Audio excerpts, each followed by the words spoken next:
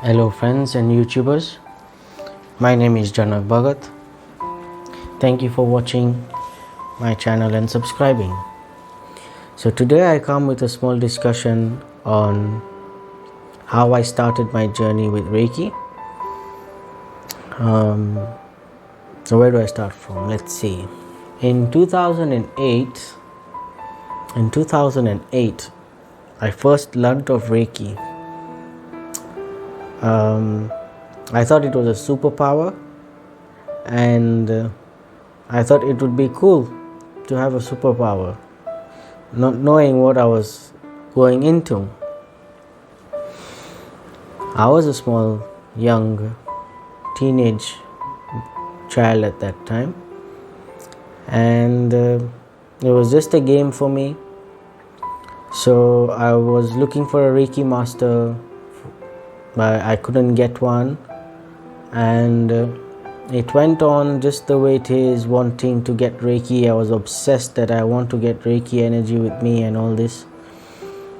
And in 2009 I traveled to India, and in India I started looking for somebody who teaches Reiki. I wanted, the whole attunement in one go, become a grandmaster, and be a superhero or something. I had some weird thing in my mind that Reiki is going to be a superpower. I'll be able to make chi balls and throw them and heal like that. I never knew that it was more of a healing thing than of a superpower thing. And in India I was there for a month. I could not get a Reiki master. Every time I tried to look for one, and I used to fail. And just the day before traveling back to Mombasa, we find someone who is willing to teach me Reiki and to attune me to Reiki. So I had two masters. My first Reiki attunement, I had two masters. One was sitting on the side and one was doing the attunement and supporting him from the back, and it was a life-changing experience. Even in fact, as speaking, my hair are already standing, you can, and I will share my experience with you, of course.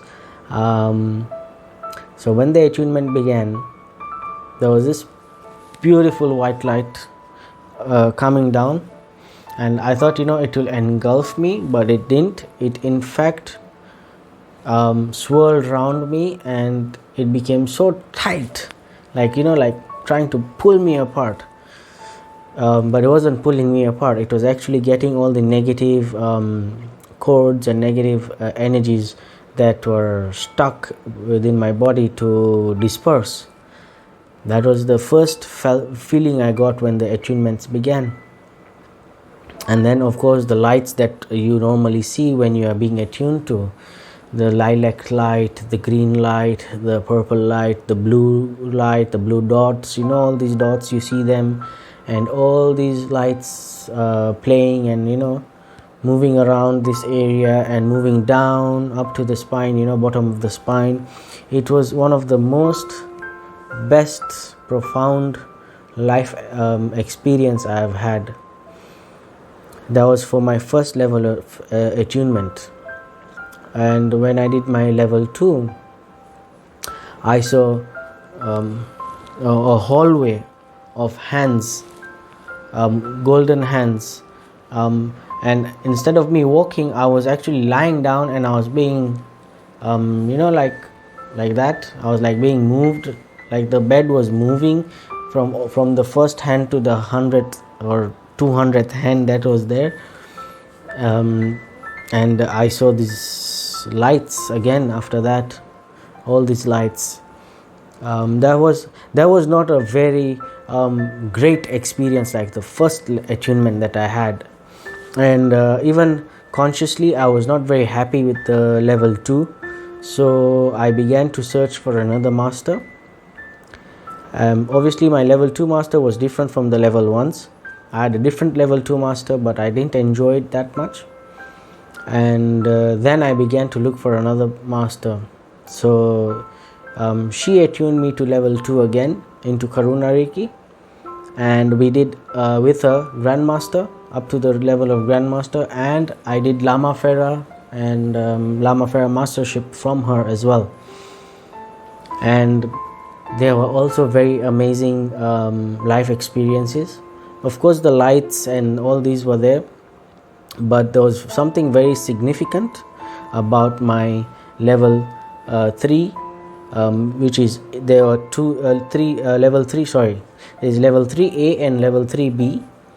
So level 3A was okay, but level 3B was very profound. I'll share that some other time. But all I can say that it was not just a life-changing experience, but it was a meeting. I met someone in spirit. It's one of my guides, of course, but we talked, and that talk is what I can't share at this time, but it was very, very amazing. And my grandmaster, of course, there was a very, very hot light that just zwapped from left to right, and after that I could just feel the heat, like from here. All this was just heat, and it was amazing. But my level 3B was the most profound experience in my life, and I really enjoyed it actually. It was very, very nice. So this was for most of people who are looking for advice. They're looking for more knowledge on how would you feel, or what do you feel. Well, these are the things you can feel. It depends person to person. I was a sensitive person from after my level 1 attunement. Most of my intuition abilities started to come after my level 1 attunement, and within 2 years time I was quite intuitive. And this is the reason why I always advise that take Reiki slowly, go step by step, do not do all the attunements in one go. I completed my Reiki attunements in 2018. So 2018, I didn't finish it in one day or 3 months or 6 months. I don't advise such attunements. And even once I am ready to take students, which I'm not as yet, I don't want to, but if I do, I'm not going to be attuning students very, very quickly. I will first make sure that you are ready and that you can comprehend the difference of the level 1 energy, the level 2 energy, the level 3 energy, the grandmaster energy. They are all different.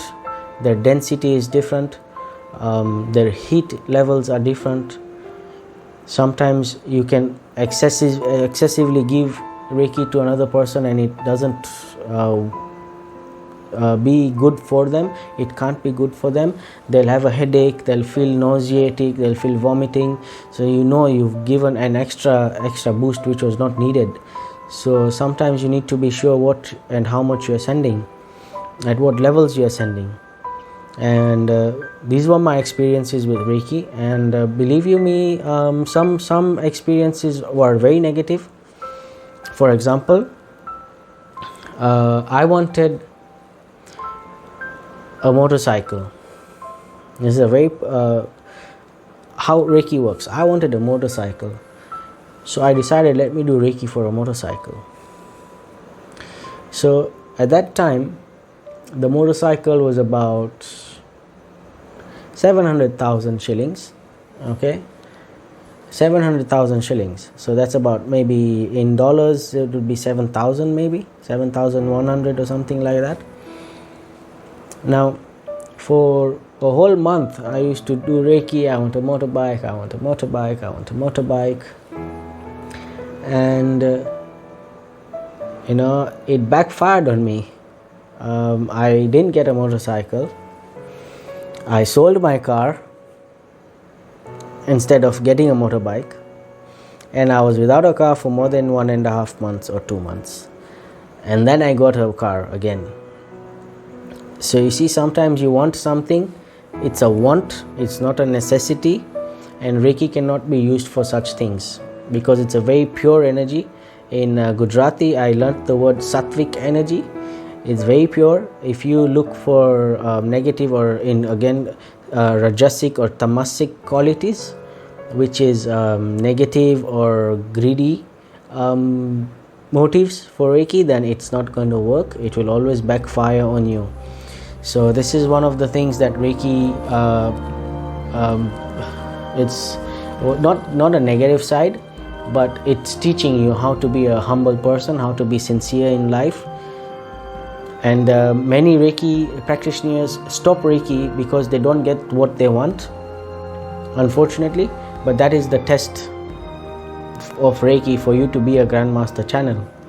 If you want to be a Grandmaster channel, then you need to make sure you know what is humble, what is sincere, what is kind, what is compassionate, because Karuna is compassionate. It means compassionate. So if your soul is not developed to be compassion, if it's not developed to be humble or sincere or wise, then it will not make you a Grandmaster.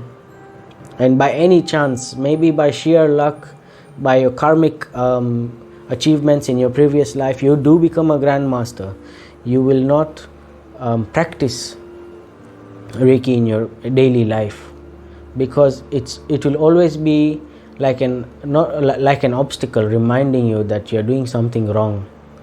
So with Reiki, you have to be very open-minded and not resist the changes that it's bringing into your life, because it wants you to be a compassionate channel so that you can give Reiki very freely and very unattached to it. That is the most important quality for a Reiki channel. Be free and be unattached with it. When you're Reiki, you become Reiki. Like how Bruce Lee talks about, become the kick, become the punch. Then you become Reiki, and you can actually get good results, and you can self-empower yourself and the people who are closest to you and those people who come to you for Reiki. So that is my advice for other healers. If you've not completed Reiki because of being forced to see the negative side, or maybe because it's shaking your belief, like for example, you do Reiki level 1 and 2 and then you never go ahead because you never got the result you wanted for somebody, and you decided this thing is not working, then I think you need to ask yourself a question: what is it that you actually want out of Reiki? Name, fame, humbleness, wisdom, kindness. You need to be sincere to yourself. Why that you cannot complete your Reiki? Is it because you don't believe in it? Is it because you lost faith in it? Is it because you didn't get the result, or the client didn't get the result and it just didn't work out for you? There's a deeper reason than all these thoughts that your mind is giving you. And if you dive deep into it, because if you don't want to do Reiki anymore, but you want to do another healing art, then that means that you're still interested in the healing arts, but you just don't have faith in Reiki. Why? What did it do? What type of chaos did it cause in your life that you decided that no, Reiki is not the thing for you? It's not just giving you results, but in the beginning it was giving results. But what happened in the middle? Do you meditate constantly?